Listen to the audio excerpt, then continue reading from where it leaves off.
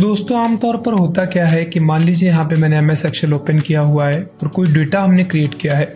अब यहाँ पे मुझे इनको सबको टोटल करना है, तो इसके लिए मैं कोई फॉर्मूला लगाऊंगा। तो यहाँ पे मैं इज इक्वल टू करता हूँ, सम करता हूँ एंड देन यहाँ से मैं ब्रैकेट स्टार्ट करूँगा। ब्रैकेट स्टार्ट करने के बाद हम इनको सिलेक्ट करेंगे एंड देन यहाँ से मैं यहाँ ब्रैकेट बंद करके एंटर प्रेस करूँगा। तो आप देखेंगे यहाँ पे टोटल तो आ गया है, लेकिन एंटर प्रेस करने के बाद जो कर्सर है वो नीचे स्क्रॉल कर गया है। अब मुझे ड्रैग करना होगा, तो उसके लिए पहले मैं ऊपर क्लिक करूँगा, फिर पकड़ के मैं ड्रैग करूँगा, तब जाकर ये चीज़ें यहाँ पे ड्रैग हो रही हैं।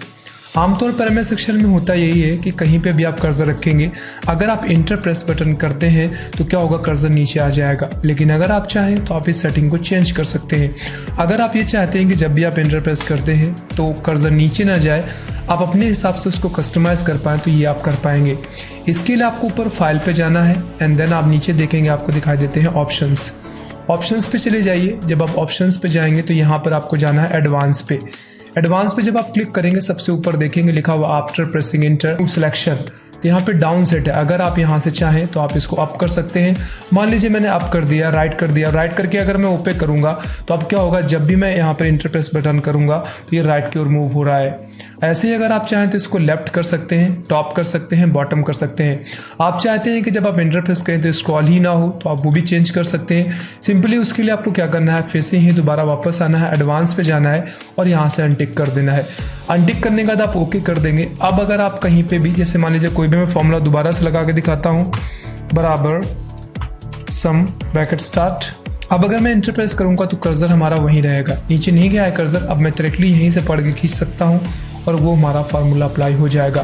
तो इस तरीके से आप MS एक्सेल में अपने कर्सर को कस्टमाइज कर सकते हैं। जैसे मान लीजिए यहाँ पे मैं क्लिक करता हूँ और कुछ भी मैं टाइप करता हूँ, मान लीजिए यहाँ पे मैं जैन टाइप करके एंटर प्रेस करूँगा और अगर मैं यहाँ से जैन पे क्लिक करते हुए इसको खींचूंगा, ड्रैग करूँगा, तो आप देखेंगे यहाँ पे जैन फैब ये पूरे मंथ आपको दिखाई दे रहे हैं। ऐसे अगर मैं यहाँ पे संडे के लिए SNUN टाइप करता हूँ, एंटर प्रेस करता हूँ, यहाँ पे क्लिक करूँगा और अगर मैं पकड़ के यहाँ से ड्रैग करूँगा तो आप देखेंगे यहाँ पर संडे, मंडे, ट्यूसडे, वेडनेसडे दिखाई दे रहा है आपको।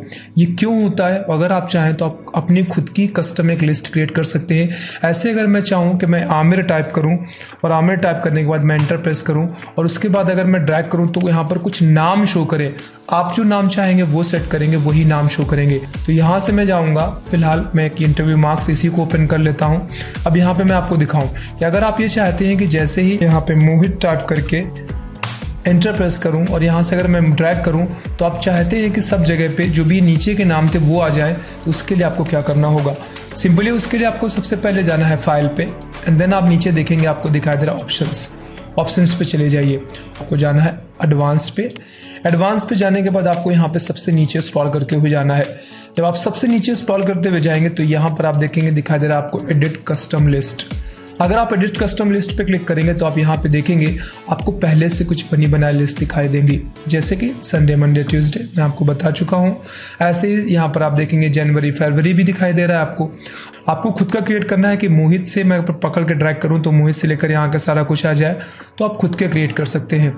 तो अगर आपको अपना खुद का कस्टम आप कह सकते हैं लिस्ट क्रिएट करनी है तो आप चाहें तो यहाँ से टाइप करके आप कर सकते हैं। तो सिंपली अगर मैं यहाँ से चाहूँ तो इन चीज़ों को सिलेक्ट करके यहाँ पे पेस्ट करूँगा, या फिर वो चीज़ अगर ऑलरेडी कहीं पे लिखी हुई है तो आप डायरेक्टली वहाँ से इंपोर्ट करके भी कर सकते हैं। इंपोर्ट करने के लिए नीचे एंड देन क्लिक करने के बाद आप उस एरिया को सेलेक्ट कर लीजिए जहाँ पे वो नाम लिखे हुए हैं। तो यहाँ से मैं सेलेक्ट कर लेता हूँ सारे नाम एंड देन इसके बाद आप यहाँ पे फिर से क्लिक करिए। अब जो भी आपने सिलेक्शन किया उसको इंपोर्ट करा लीजिए, तो वो सारे नाम आपको यहाँ ऊपर दिखाई देना स्टार्ट हो जाएंगे। अब आप ओके कर दीजिए। जैसे आप ओके करके यहाँ से ओके करेंगे, अब क्या होगा, कभी भी आप कहीं पे कोई नाम लिखते हैं, मान लीजिए जैसे यहाँ पे मैं मोहित लिख देता हूँ। अब अगर मैं मोहित से ड्रैग करूं तो देखिए मैं आपको दिखाता हूं क्या होता है। देखिए अगर मैं मोहित से ड्रैग करता हूं तो मोहित के आगे का जो भी नाम था वो दिखाई देना शुरू हो गया है। ऐसे अगर मैं यहां से बीच से भी कहीं से लिखूंगा, जैसे मान लीजिए मैं यहां से निशी लिखता हूं एंड एंटर प्रेस करूंगा।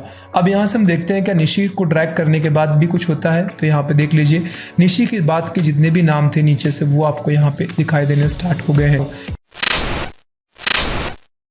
कई बार ऐसा होता है कि हमें MS एक्सेल में कुछ नामों को बार बार लिखना होता है। अब जैसे मुझे AS ग्रुप ऑफ इंस्टीट्यूशंस लिखना है तो उसमें काफ़ी टाइम लगता है। मैं ऐसे लिखूंगा AS ग्रुप ऑफ इंस्टीट्यूशंस। अगर मैं चाहूँ तो एक शॉर्टकट क्रिएट कर सकता हूँ, कितना भी बड़ा टेक्स्ट उसके अंदर डाल सकता हूँ। जिससे क्या होगा, अगर मैं चाहता हूँ कि बस मैं AS टाइप करके स्पेस करूँ और ऑटोमेटिक वो AS ग्रुप ऑफ इंस्टीट्यूशंस लिख जाए, तो इसके लिए हमें क्या करना होगा, उसके लिए सिंपली आपको यहाँ से जाना है ऊपर फाइल पे एंड देन आप नीचे देखेंगे आपको ऑप्शंस दिखाई देगा। ऑप्शंस पे जाइए एंड आपको यहाँ पे दिखाई देता है स्पूफिंग। आपको स्पूफिंग पे क्लिक करना है एंड देन आपको यहाँ है ऑटो करेक्ट ऑप्शन पे। जब आप ऑटो करेक्ट ऑप्शन पे जाएंगे तो यहाँ पर आपको कुछ सिंबल्स दिखाई दे रहे हैं। आप चाहें तो यहाँ में से जो भी चीज़ें दिखाई दे रही हैं आप उनमें सेलेक्ट कर लें।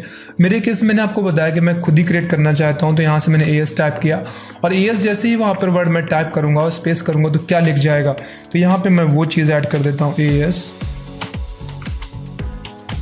Group of institutions. यहाँ पे मैं टाइप करके ओके कर दूँ। अब इससे क्या होगा मैं आपको चेक कराता हूँ। यहाँ से मैंने ओके कर दिया। अब आप कहीं पे भी जाएंगे और आप यहाँ से AS टाइप करेंगे, AS, और जैसे मैं स्पेस बटन दबाऊंगा ऑटोमेटिक देखिए पूरा लिख गया है। यहाँ तक इसी में नहीं, अगर मैं कंट्रोल N करके एक नई वर्कबुक ले लेता हूँ, मान लीजिए हाँ, नई वर्कबुक में भी अगर मैं सेम करता हूँ, AS करता हूँ, जैसे मैं स्पेस करूँगा ऑटोमेटिक वो यहाँ पे ऐड हो जाएगा। अब आमतौर पर हम MS एक्सेल में कई बार पीरियोडिक टेबल भी क्रिएट करते हैं। अब जैसे मान लीजिए इसी डेटा को मुझे पीरियोडिक फॉर्म में कन्वर्ट करना है, तो मैं क्या करूंगा, यहाँ से इस डेटा को सेलेक्ट कर लेता हूँ एंड सेलेक्ट करने के बाद सिंपली जहाँ तक भी मैं चाहूँ, कहीं बीच पे भी क्लिक कर सकता था, इंसर्ट पे जाऊँगा एंड देन यहाँ से मैं पीरियड पे क्लिक करूँगा और यहाँ से ओके कर दूंगा। तो क्या जैसे आप पीरियोडिक टेबल बनाएंगे तो कुछ इस तरीके से पीरियोडिक टेबल आपको यहाँ पे दिखाई देगी। अब यहाँ पर अगर मैं सीरियल नंबर पे क्लिक करूँगा तो सीरियल नंबर भी आपको दिखाई देना स्टार्ट हो जाएगा।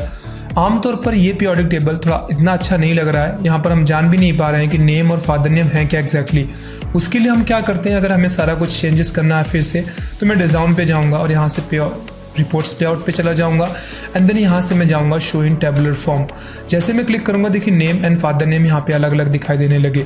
अब यहाँ पे आप देखेंगे बटन्स वगैरह दिखाई दे रही हैं। आप चाहें तो इन बटन्स को भी डिसेबल कर सकते हैं। उसके लिए मैं यहाँ पे पीरियोडिक टेबल पे जाऊंगा और बटन्स को मैं यहाँ से डिसेबल कर लूंगा। अब अगर आपको कलर वगैरह में चेंजेस करने हैं तो वो भी आप कर सकते हैं। सिंपली उसके लिए डिज़ाइन पे जाना और आपको यहाँ में से कोई भी कलर चूज कर लेना है। अगर आप चाहें तो आप उस कलर को डिफ़ॉल्ट कलर भी बना सकते हैं। जिस पे भी आपको जाना है जाइए और राइट क्लिक करते हुए उसको आप यहाँ से एज डिफ़ॉल्ट कर दीजिए। अब क्या हो गया, ये डिफ़ॉल्ट बन गया। अब हर बार ये प्रॉब्लम आती है कि जब मैं दोबारा से पीरियोडिक टेबल बनाऊंगा, मैं चाहता हूँ कि ऑटोमेटिक यही फॉर्मेट अप्लाई हो जाए, बार बार हमें उस पीरियोडिक टेबल की सेटिंग दोबारा से ना करनी पड़े। तो आप इसके लिए क्या करेंगे वो भी समझ लीजिए। उसके लिए आपको सिंपली फाइल पे जाना है एंड देन आपको जाना है ऑप्शंस पे। ऑप्शंस पे जाएंगे तो ऑप्शंस पे जाने के बाद आपके सामने इस तरीके की विंडो होगी। अब आपको जाना है डेटा पे। डेटा पे जाएंगे, सबसे पहला ऑप्शन दिखाई दे रहा है make changes to the default layout of periodic table. आप यहाँ पे जाएंगे एडिट डिफॉल्ट्स पे एंड देन इसके बाद जो कि अभी यहाँ पे ऑलरेडी सिलेक्टेड है आप इसको रहने दीजिए और यहाँ से आप ओके कर दीजिए। अब क्या हो गया, ये आपका ओके हो गया। अब यहाँ से अगर आप इसको चेंज कर भी देंगे, कलर भले ही बदल जाए लेकिन फॉर्मेट ऑलमोस्ट अब यही रहेगा। मैं एक बार फिर से आपको करके दिखाता हूँ। तो यहाँ से मैं इस वाले टेबल को डिलीट कर देता हूँ। फिर से हम पुराने वाले डेटा पे हैं। अब मुझे फिर से जाना है तो इंसर्ट पे गया, पीरियोडिक पे गया और यहाँ से मैंने ओके किया। ओके करने के बाद अब यहाँ से मैं टिक करता हूँ नेम पे एंड देन यहाँ पे देख लीजिए। तो देख लीजिए जो स्टाइल हमने पहले से अप्लाई किया था वही स्टाइल यहाँ पे लागू हो गया है। यहाँ पे ना तो बटन्स दिखाई दे रही हैं और आप देखेंगे यहाँ पे टेबुलर फॉर्म में दिखाई दे रहा है। तो इस तरीके से अगर आप चाहें तो अपने पीरियोडिक टेबल को पहले से कस्टमाइज कर सकते हैं। बार बार आपको उसमें चेंजेस नहीं करने पड़ेंगे कि पहले पीरियोडिक टेबल बनाइए फिर आप उसको डेकोरेट करिए। तो ये थे MS एक्सेल से संबंधित 5 टिप्स एंड ट्रिक्स। उम्मीद करता हूँ आपको ये वीडियो पसंद आया होगा। अगर आपको इसी तरीके की मज़ेदार ट्रिक्स और भी सीखनी है तो हमारे आप चैनल को सब्सक्राइब कर सकते हैं। बहुत जल्द मिलेंगे एक नए वीडियो में नए टॉपिक पे बात करते हुए। तब तक अपना ख्याल रखिए। Bye bye and take care.